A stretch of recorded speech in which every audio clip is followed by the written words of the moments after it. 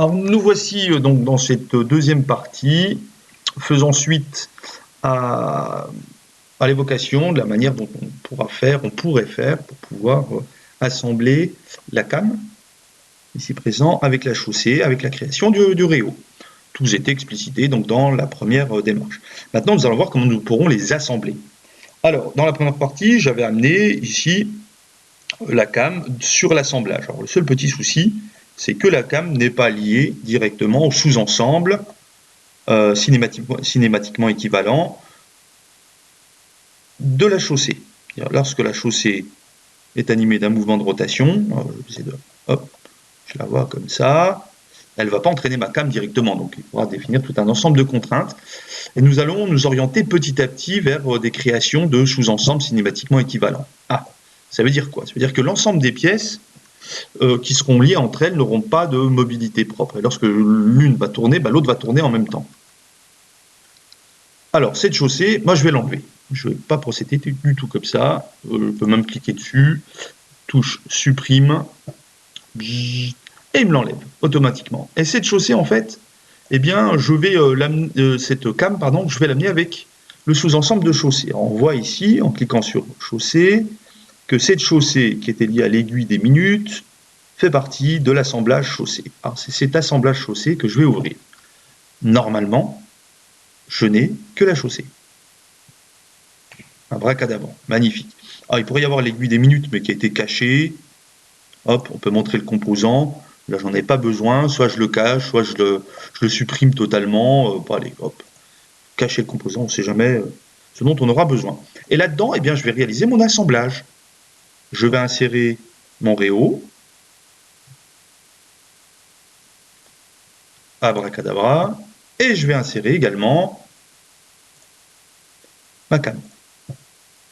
Je vais ainsi créer un sous-ensemble cinématiquement équivalent, un sous-ensemble où l'ensemble des pièces seront liées, auront exactement la même mobilité. Hop, j'amène ma cam. Et on assemble tout ça. Bing. Oh, ça nous fait du monde. Allons-y. Je voudrais une petite musique pour patienter. Alors, contrainte, coaxialité, c'est pas mal. Ensuite, le réo, cette surface va venir en appui sur la denture. Parfait. Ah, qu'est-ce qui s'est passé? Ça a disparu. Non, c'est là. Ensuite, cette surface, coaxialité, ici. Puis on appuie à notre partagement, et d'ici. Formidable. J'ai bien mes trois éléments qui sont assemblés. Nickel. Je les enregistre. Et allons voir cette fois-ci sur l'assemblage.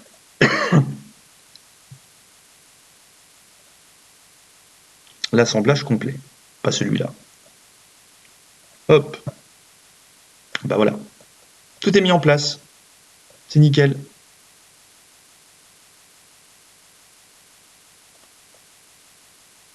Il est dedans, et on voit, lorsque je commence à animer en rotation, petit zoom, la cam, eh ben, la chaussée est animée du même mouvement de rotation que l'on voit ici sous la forme de cet assemblage chaussée. On va faire un petit tour cette fois-ci sur notre mise en plan. Il doit bien y avoir des modifications également. Pourquoi il ne nous a pas fait une vue de détail là? Je crois qu'il a craqué. C'est la vue de détail là? Oula, bizarre. Et il peut y avoir des bugs, ça arrive, hein, faut pas s'affoler non plus. Voilà, on a recliqué dessus. Hop. Et là, on voit bien chacun de nos éléments, le réo est réalisé, la cam, le 0,12.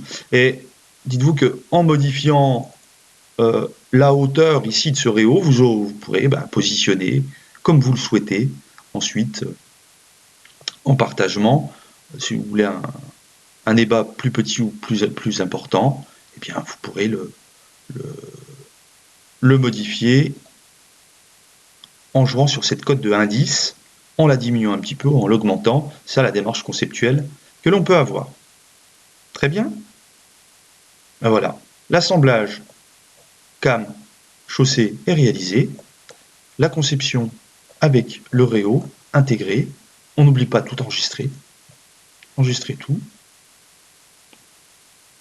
Assemblage complet. Je vais l'appeler assemblage projet Cyril. Hop.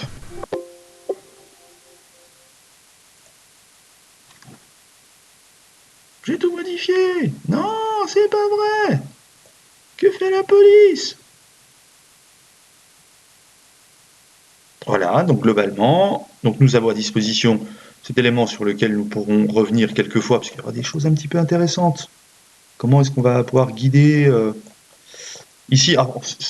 J'ai envie de dire, la prochaine vidéo sera surtout sur le positionnement, comment vais-je faire pour venir positionner euh, euh, mon pignon, mon râteau, comment utiliser la proposition que je vous avais réalisée sur le positionnement de O1, O2, à partir de la démarche d'amplitude initiale que vous aviez. Donc ça, c'est ce que je vais traiter un peu après.